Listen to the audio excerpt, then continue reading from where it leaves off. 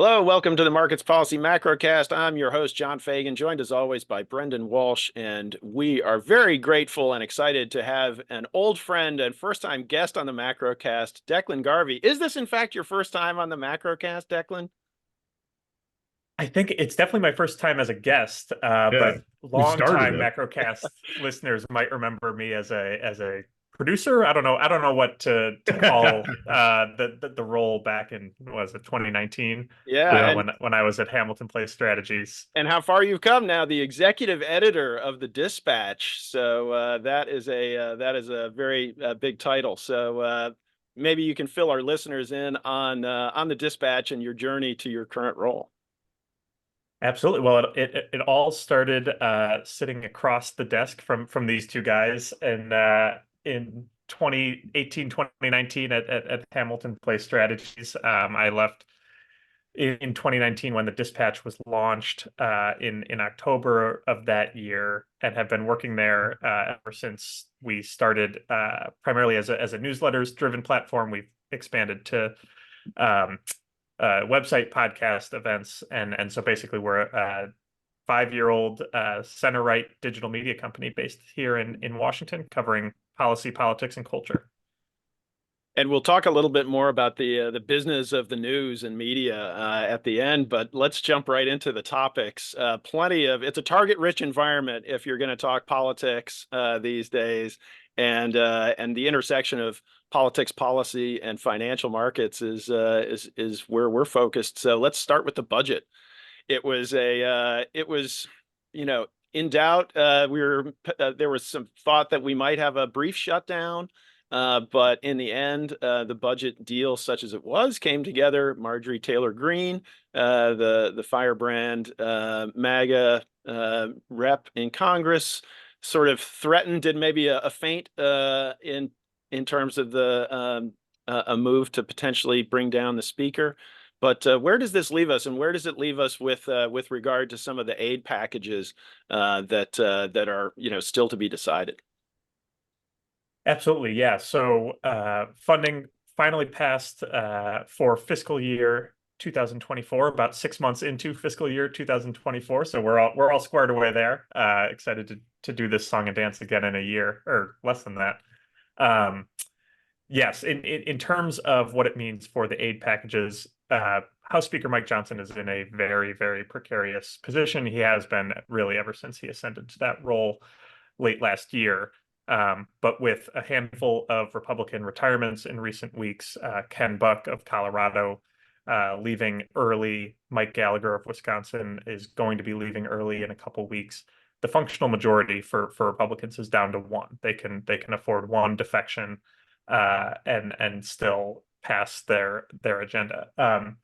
So what the impetus of what Marjorie Taylor Greene did on Friday, kind of filing a motion to vacate, not actually bringing it to the floor, but letting that hang over Mike Johnson's head, kind of as a sword of Damocles, knowing, okay, you anger us one more time, we there's a Kevin McCarthy shaped hole that we're going to throw you out of, and um, the reaction from other hardline Republicans, some House Freedom Caucus Republicans, was more muted than it was in September and October when they were considering a similar move from McCarthy. I don't think there's a big appetite to go through that weeks-long process again, particularly as we head into an election.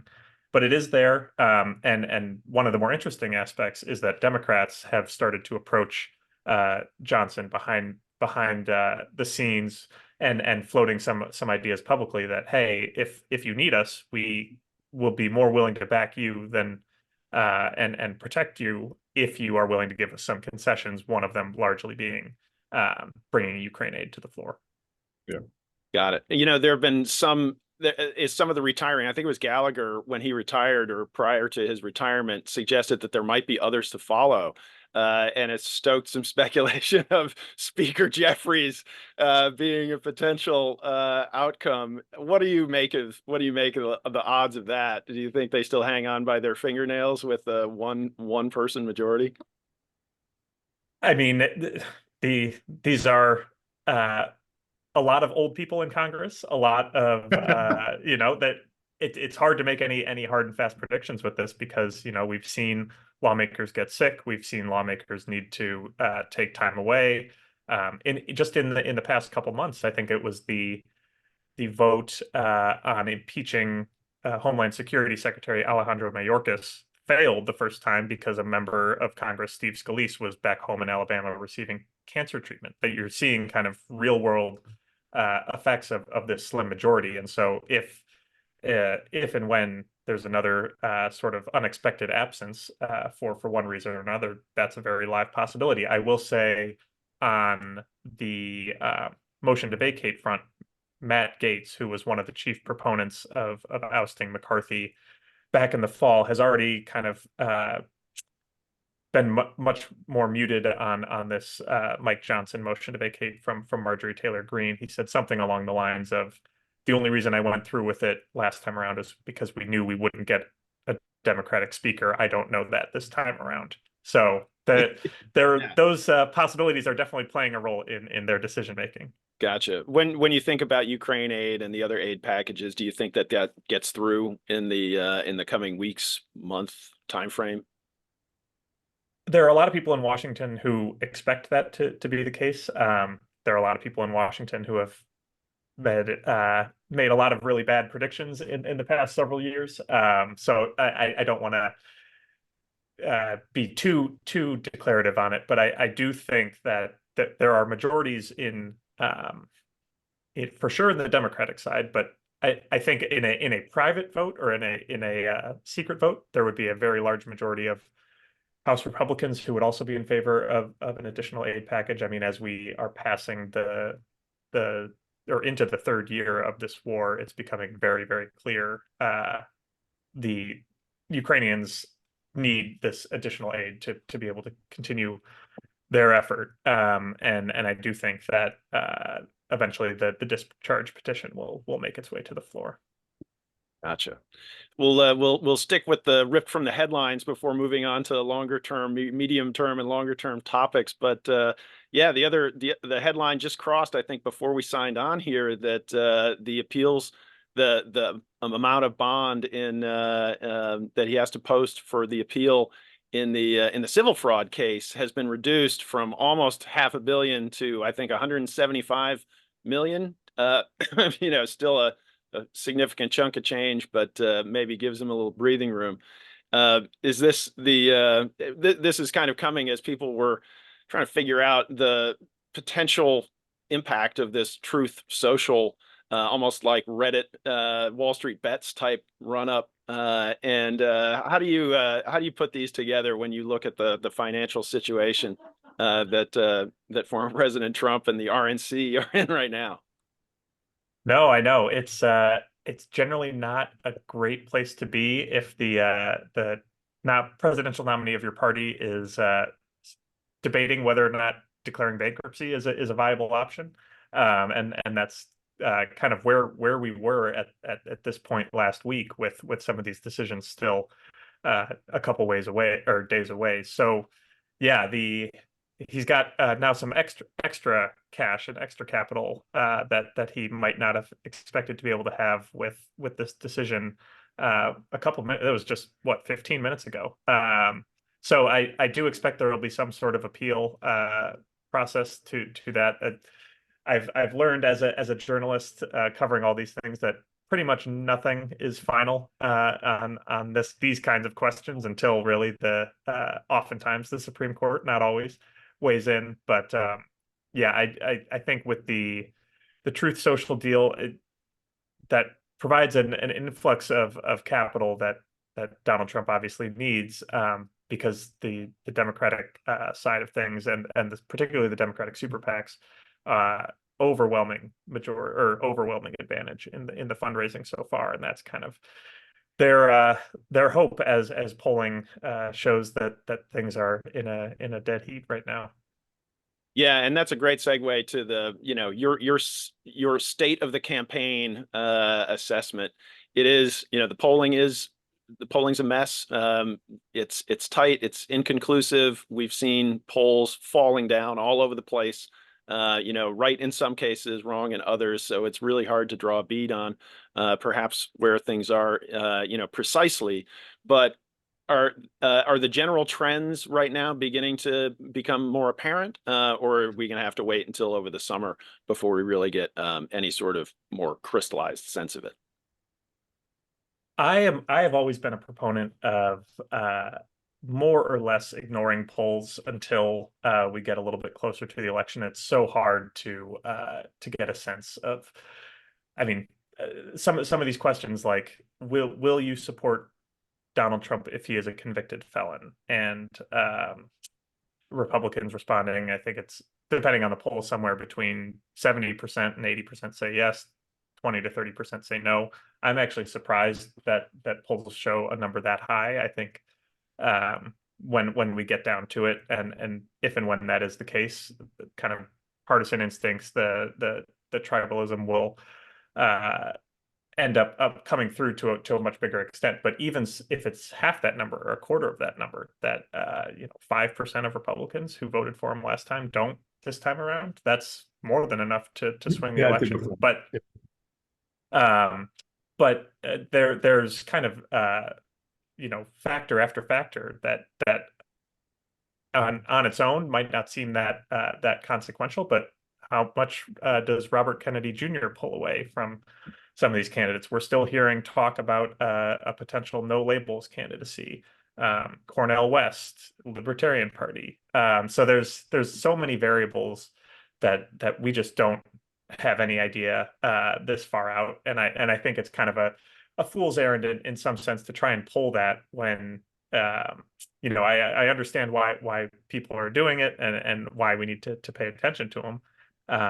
But there's always unknowns in the presidential election, but I think given the legal stuff, the Biden's age, all of these third party candidates, which I guess makes them third, fourth, fifth party candidates, there's just so much uncertainty baked into what we're going to be following this year. Yeah, with all this lack of clarity, it seems as though the base cases that the two primary alternate cases that people tend to put up are Biden wins but loses the Senate, or Trump wins and the Republicans take both houses of Congress. Is that generally do you think that that's where you come down as well on the most likely kind of top two scenarios? Yes, I think that's probably right. The Senate map this year is more favorable for Republicans than it's probably been in at least a decade, just given who the incumbent Democrats are that are up for re-election. We've got John Tester in Montana, Sherrod Brown in Ohio. These are states that have trended redder and redder and redder over the years. Joe Manchin retiring in West Virginia all but assures that seat is going to flip from Democratic to Republican. And so when Republicans really only need to pick up one seat, they've got that pretty much baked in, and Democrats' pickup opportunities really are limited to maybe Texas with Ted Cruz, but that's there's been a Lucy in the football situation there for Democrats in Texas for several cycles now. So I'm not expecting that to change anytime soon. So trying to explain to a foreigner our election system is hard enough, but then to explain that the reddest state in America has a Democrat as their senator. And it's like, I don't know, they like him. Exactly. He's got a houseboat. He is big into the fossil fuels, and he was somebody that had thrown his name kind of in the no labels ring, but recently announced that he will not be the candidate for president they end up putting up. So yeah, and Sinema is out on that as well. Kirsten Sinema is not doing the no labels approach, it seems. In terms of, with those two kind of base cases in mind, when you look at the economic policy contrast between the two candidates, you get a sense that if Biden is probably going to be faced with a divided Congress. So of the two candidates, a Trump second term would be more likely to have a lot more leeway to implement its economic policies. Some of these economic policies are, kind of the familiar ones from the previous, revved up for the second term, more tax cuts and sort of deregulation. The tariff, increase a 10% tariff. He says a lot of different, throws out a variety of different numbers on tariffs depending on the particular product and so forth. But that is, there are a lot of economists and analysts, including us, who've sort of scratched our heads about the potential inflationary impact of some of these. When you look at he ran on a very similar kind of platform in 2016, but the macro environment, the backdrop was completely different. When you look at the economic policies that President Trump is espousing, do you think that they are, they have the risk of potentially veering into a scenario like the UK's Liz Truss, who put up tax cuts and, sort of a populist right wing, political playbook, and the bond market in the UK like rejected it like a body rejecting a donated organ. I mean, it was just like they just crashed, and it was forced her to back off and ended her government. I know that's an extreme example, but it's an interesting kind of mind game to play if something like that, maybe not as extreme, might be the reaction in financial markets. Absolutely. Yeah. What was the meme from that time? Will Donald Trump outlast this head of lettuce? Oh yeah, Liz Truss. Yeah, Liz Truss versus the Tesco lettuce. Yes. And I believe the Tesco lettuce might have won. It might have won. Yeah, I mean, obviously parliamentary system versus presidential, barring some other unforeseen circumstances, I think Trump would win that contest. But no, I think that there is a very real possibility. Obviously, we have a lot of the tax cuts that were passed in the first Trump administration coming up, needing to be renewed or not at early 2025, and that's going to be one of the first things that Congress is going to have to weigh in on, no matter who wins. And obviously, much more likely that those end up being renewed if Trump is in the White House than Biden. But one thing that I have kind of, as I've been covering this campaign, as I've been talking to the reporters who are covering this campaign, the real lack of distinction on economic policy between Trump and Biden has obviously there are certain things on the margins, that the types of tax cuts that both are promoting,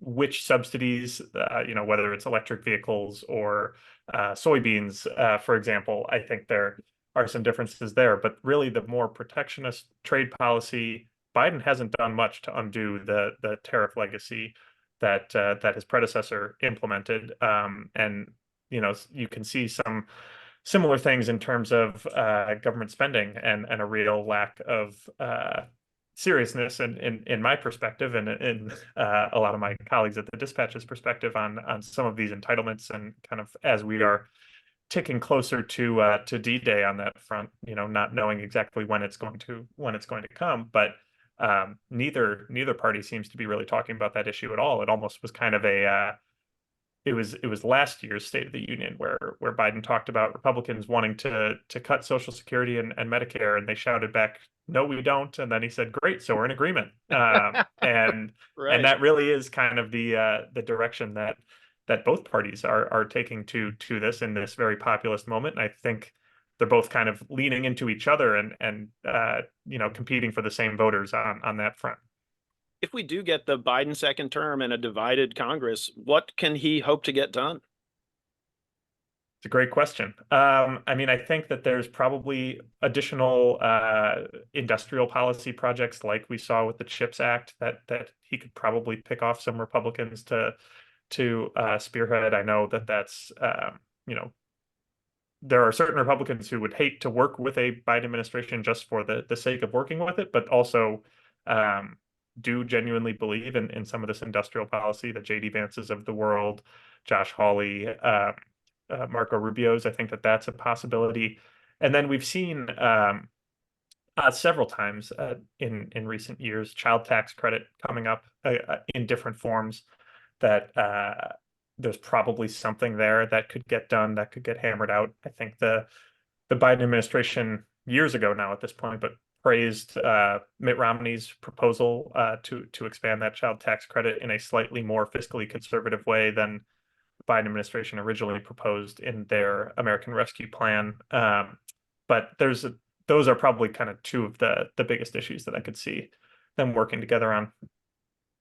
And throw the Fed into the mix. Everybody's looking at the Fed's rate cut schedule and thinking they don't want to do this too close to the election because then they'll get blamed for partisanship. Trump's already blamed them for partisanship. He's already told he won't re-up Chair Powell. So, why do they have to be shy about it at this point? They just follow the policy and do it and forget politics because you're already getting bludgeoned for it. So I don't know. The politicization of the Fed is something that is it's a concern. It's hard to look at institutions in Washington D.C.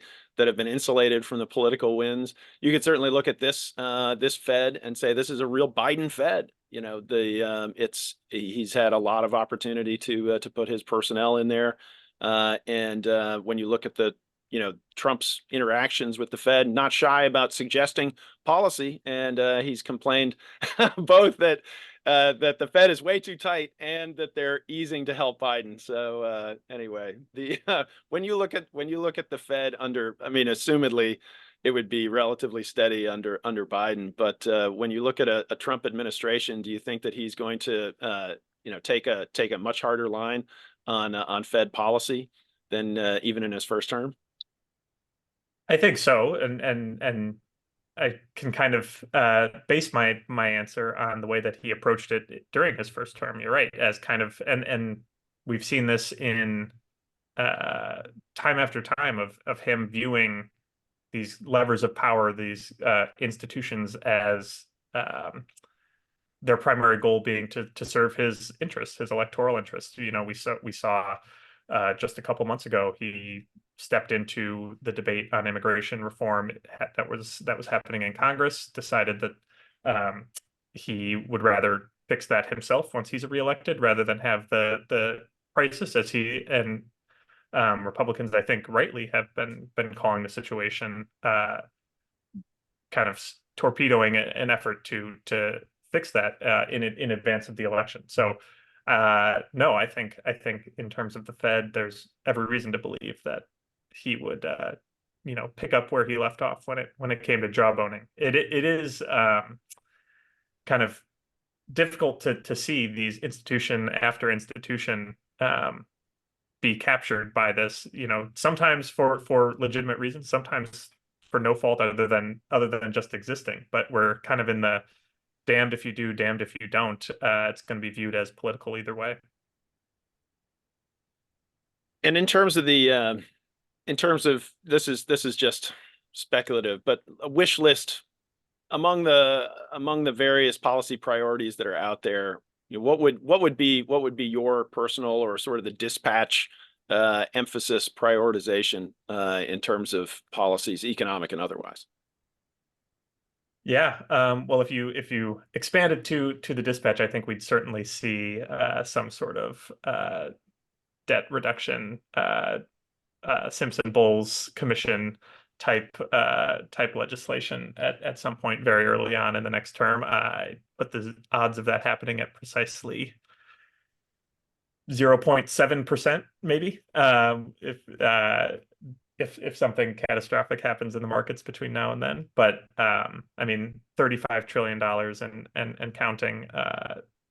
We are approaching a point of no return. Nobody can say when it is, but the past 2 years of higher interest rates have reminded people that the debt actually matters. That I think had the luxury of forgetting that for a couple decades here. But so I think that would be very high on the priority list. I'm personally interested in some of the child tax credit incentivizing family formation stuff, particularly as we've continued to see birth rates fall in recent years, not just in the United States, around the globe, but that's something that obviously needs to be addressed. And then the another Lucy in the football, immigration reform.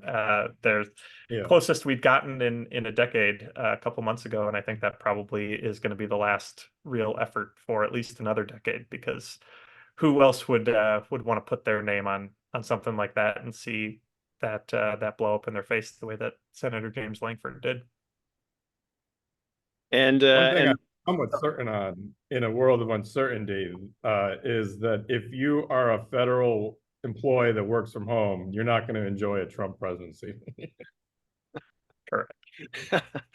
and when we take a even further step back and we sort of look at the state of the U.S., state of the world, obviously, the headlines are increasingly pointing to geopolitics getting worse before they can potentially get better. It's hard to see any bright stars on the horizon here in terms of what might happen on that front. I know that you and your editors at the Dispatch have opined on this sort of broadly. I want to give you the chance to take a step back and give us your opinion and your thoughts on the where are we in this sort of grand sweep of history that we're the tide of history carrying us all along here. Where are we headed? Absolutely. Well, I do wish that I could be more of a glimmer of hope visiting you guys on the podcast. I know I've been a bit of a downer, at least in terms of my expectations for policy wins in the coming years. I mean, I hold two thoughts in my head simultaneously: that we are living in the most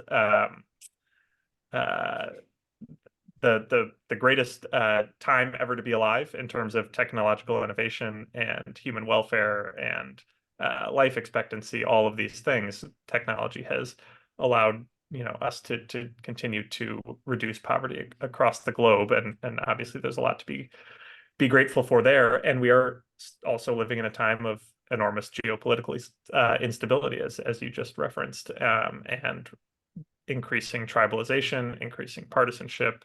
The editorial that you referenced, written by the Dispatch editors earlier this month, we basically made the case that look where 20 years or 30 years of lesser of two evils thinking has gotten us in terms of the electoral landscape. People are voting against candidates that they don't want to win much more than they are voting for candidates they do actively believe in. And it seems like we're headed for another election where that is going to be largely be the case. There's poll. I know I dumped on polls this far out earlier in the podcast, but there are this dates back years, showing that majority of the country is not happy with a Trump-Biden rematch, kind of foisted upon the rest of the country by these partisan primaries. So we're trying to do a lot of work reporting on this, what we're calling kind of the disaffected middle, the remnant, the double haters, is a term that I've seen thrown around. And because they're going to be the people that decide this election and decide if there are better things on the horizon for the country going forward. So as bad as things are out there, 100 years ago, Germany decided to go to war against the whole world. And then when it didn't work, they did it again. Yes. Well, hopefully no. We gotta keep things in perspective, Exactly. Hopefully nobody learned the wrong lessons from that. No, but I have been reading, especially about that disaffected. In terms of like psychologically, what we went through in COVID, it's actually very similar. The post-traumatic experiences to going to war. And I think that we've kind of forgotten, we don't talk about COVID as much, but it's still playing a role in the psyche of not just the American voter, but the global, person. Absolutely. Yeah. We just hit the 4-year anniversary of those initial shutdowns. I still remember the first day, and I think I'm pretty sure I called you guys about the initial CARES package bailout when we were writing about it. So yeah, coming full circle. Yeah, as we went into the COVID time warp, I mean, the last 4 years, it has just been the strangest perception of time, and it's all blended together But here we are in March Madness, unfortunately, enjoying ourselves at least through some of the entertainment there. I want to give you a last word on the business of news media. It's something that from the outside looking in just looks like a tumultuous and rough and tumble game, and you've jumped into the jumped into the octagon of media. So tell us how the business of media is working. Yeah.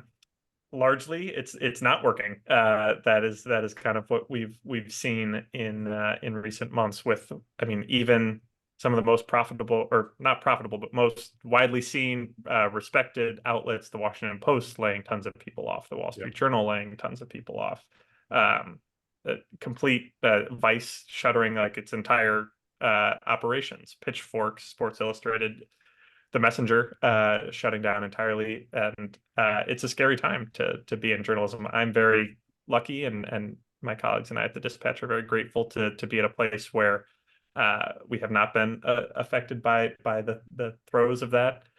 And I think we have to chalk that largely up to our prioritization and focus on subscription revenue, member revenue, rather than advertising. As traffic from social media websites has fallen off a cliff, as given the economic uncertainty, advertisers are pulling back on their budgets. I think a lot of media companies have understandably been hit hard by that. And advertising is a portion of what we do here at the Dispatch, but I think it's a vast majority of our revenue comes from recurring readers that we've built relationships over the years, and that's kind of a steady foundation from which to build. And I think that we're probably going to see, I mean, we are very lucky that we were built in 2019 after some of these trends were already apparent, and we could, create the infrastructure that we exist on in a world knowing that social media is not going to be able to prop up a company, or in a world where we know printing press is not worth the costs that are associated with it. So our fixed costs are relatively low, and we're able to skate on by. So, but no, it's been a wild ride. I still remember last day at HPS leaving in 2019, and here we are 5 years later, pretty much. Excellent. Well, we want to plug the Dispatch. I actually had an old friends have called me up and said, "Hey, I saw you interviewed in the Dispatch." So you definitely have a smart and growing following. So thank you very much, Declan, for sharing your insights. Last insight: who do you have in the tournament? Who's your winner here in your bracket? I have Creighton, who is still sticking around. My youngest brother, Colin, is a sophomore there. So I gave them a shout out. They made it to the Elite Eight last year, and hopefully they learned from that experience and keep on ticking. There was a close one on Saturday, though, against Oregon. That was an exciting game. That was fun. Awesome. Yeah, that was a good one. Exciting or nerve-wracking, depending on if you had them winning the whole thing. So so who's the Cinderella? I guess it's NC State. Aren't they like the lowest? It's NC State left? Yeah. Everyone else is kind of right. It's a very chalky first two rounds. Well, other than at least to get to the Sweet 16. Right. I enjoyed Oakland knocking off Kentucky, even though I did not pick that.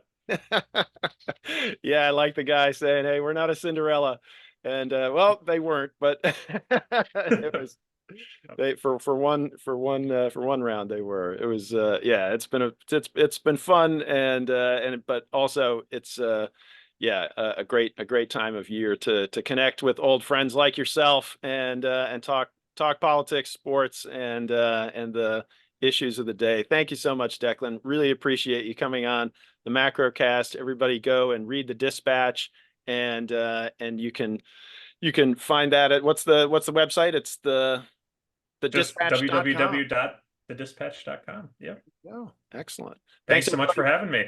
No, you bet. Looking forward to having you back. There'll be more politics to talk, and we'll brace ourselves for that. In the meantime, thanks everybody, and look forward to seeing you on the next episode. Bye.